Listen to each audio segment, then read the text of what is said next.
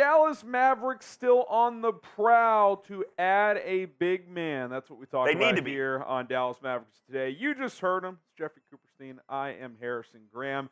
That's what we're going to look into today. Look at some targets, some players that the Mavericks could add to this roster, as they definitely need some help down low. Now, interesting report here from Mr. Mark Stein via his Substack. He says a back-to-back against Milwaukee and Sacramento on Saturday and Sunday proved to be a challenging step up for the Mavs compared to the degree of difficulty of their first 12 games. But the Bucks' Giannis Antetokounmpo, 16 of 17, the Kings' Domantas Sabonis, 12 from 13, combined to shoot an inhumane 28 for 30 in the paint. Such dominance suggests the Mavericks search for a veteran addition to their center rotation after an unsuccessful trade pursuits during the offseason would be wise to continue. And we've talked about this, Coop. It's an obvious need to add to the center rotation. Yeah, Stein didn't have any groundbreaking report there. We obviously know that the Mavericks need to upgrade.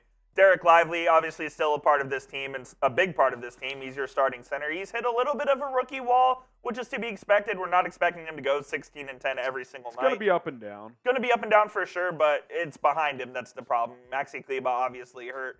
Dwight Powell, enough said. Richaun Holmes, enough said. Mavericks need an upgrade there, and there are still guys out there who I believe that the Mavericks could really use, and we'll get into some of those names in a minute, but I think as of right now, through 14 games of the season, this is without a doubt their biggest need. Some would say wing. I think it's this, no question about it. Yeah, and look, I certainly think they could use another big physical wing defender. That could certainly help, but what's been a problem for years is rebounding's been a problem. They need, just when Derek Lively's not in the game, you can tell they need more minutes at that 5 spot. I mean, there's just no way around it. Outside of Derek Lively, I mean, their best rebounders are still Luka and Kyrie. I mean, it just can't be the case. No, it's just been a problem, continues to be a problem, and will be a problem if they do not address it. So, before we dive into some names that are out there, should the Mavericks sign or trade for a center? Would you rather sign one? If so, type S. If you'd rather trade for one, type T for trade. Let us know in the comment section what you guys think. Now, you look at some free agent options, Coop. We'll start with Dwight Howard, who has an accusation out there about an off-the-court incident. Feel free to look that up at you can Google that. Just maybe a private browser. At your own will. Regardless of what the evidence shows or what's out there, it might be hard to bring in Dwight Howard with an accusation of that ilk magnitude out there. So, look, if that gets cleared up, I think he can still play in the NBA. I think he can rebound. I think he can at least rim protect a little bit. I don't think you want him playing a ton, but if you're asking me who can be more impactful defensively, him or the current Dwight you have, no question about it. I don't even think it's a question, even though Dwight Howard hasn't played in the NBA since 2 seasons ago. Yeah, we'll see what happens with his off-the-court incidents, we'll call it. But if he's all cleared of that, I think Dwight Howard's at or near the top of the list. Yeah, we'll have to wait and see. How about our good friend? This is Bo Cruz, isn't it? Is this Bo Cruz or is it his brother? I can't remember. No, I think it's this one. Okay, Willy Hernangomez, better known as Bo Cruz. I'll double check, but I'm pretty sure. He's still out there as well. It is the brother. I will say, so Wancho is the one who played Bo Cruz. And didn't he come out and say it kind of sucks being no more? That's what he's known more for than his actual NBA ability. You've had a great, crazy good career, but he's out there as well. I'd be lying if I said I knew a lot about Willy Hernangomez's game, other than that he is really good friends with Luka Doncic. They played together at Real Madrid. They've known each other for a very long time, so, I mean, adding to team chemistry never hurts. Do I know if he's better than Dwight Powell or not? Yeah, he's probably not worse defensively, but can't be worse, right? You at least know with Dwight Powell, what he brings to the locker room, what he brings chemistry-wise with a guy like Luka offensively. So I'm a little more lukewarm on this one than I would be for Dwight Howard if, again, that incident gets cleared up. All right, today's show is sponsored by our good friends over at Prize Picks. Get started, folks, right now. PrizePicks.com/CLNS. Use our code CLNS to sign up for the best daily fantasy sports app out there. Football season still continuing. Basketball well underway. Hockey is going as well. You can cross over sports with your picks. The way it works is you pick anywhere from 2 to 6 players on any given entry, and you make some money. Just think if they'll go for more or less than their projected stats. Give me the more on a touchdown for Christian McCaffrey, more than half. They're giving you a little deal right there as well. I think he will get more than half of a rush plus receiving yard. And, receiving yard, there. I mean, they're trying to just they're giving away money there. And, by the way, McCaffrey's got a half touchdown available. Take that as well. Sam Howell on the more as well. 10 to win 30. You can win up to 25 times your money on any given entry. PrizePicks.com/CLNS. Use our code CLNS to sign up today. Gorgui Dieng and Frank Kaminsky. We'll talk about both these guys here as I got a little ahead of myself. Not really needle movers for me, especially Kaminsky. He's not going to help you defensively at all. Yeah. Dieng might rebound a little bit, but he's past his prime. That's kind of why I threw Dieng on this list, is because he can rebound. At one point in time, and this was a long time ago, he was a 10-8 guy, and he served as a solid backup for the Minnesota Timberwolves among a bunch of other teams.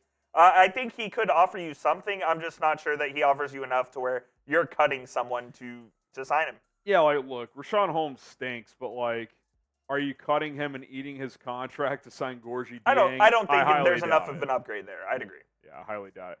Meyers Leonard, who has had off-the-court incidents of his own, did come back late last season, right? Yes, he signed a 10-day with someone. I can't remember who it was, but he has been back in the league since his incident.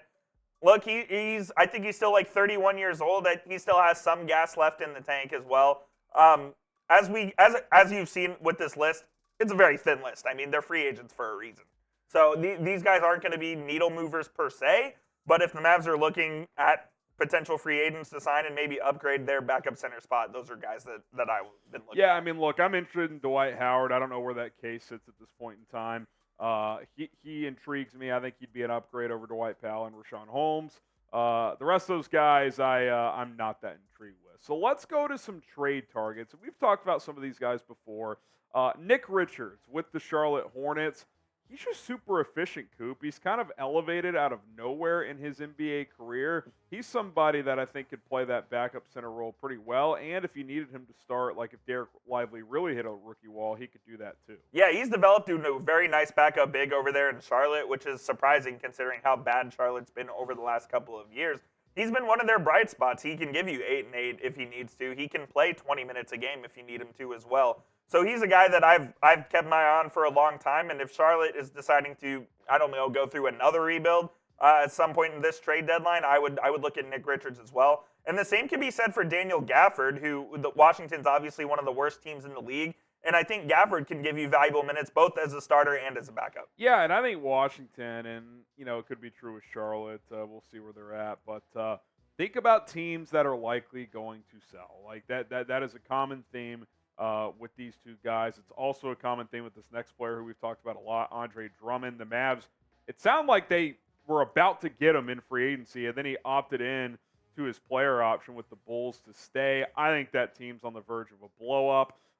Picking up Andre Drummond for a second-round pick would be very if nice. They're on the verge of trading Zach LaVine, the next to go could be DeMar DeRozan, Alex Cruz, so Drummond would certainly be a part of that group. Yeah, veteran player.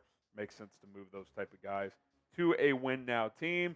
Day'Ron Sharpe with the Nets. I think the Nets like him. I do too. They're a young team. It would probably cost a little more to get his services. You might even have to give a first. Are the Mavs willing to do that? I'm not sure they will. Yeah, he's on the bit of the younger side, obviously more athletic, and he's going to cost the most out of these 4 guys. So he's probably the most unlikely out of the 4, but if you are able to land him, he's the best out of the 4 as well. Yeah, if I'm ranking these from most to least likely, I'm going Drummond 1, Gafford 2, Richards 3, Sharpe 4. Fully agree. I think Drummond, he's cheap. He's on a team that's on the verge of a blow-up. I think they would take a second-round pick for him. Washington's horrible. I think they'll look to sell off assets.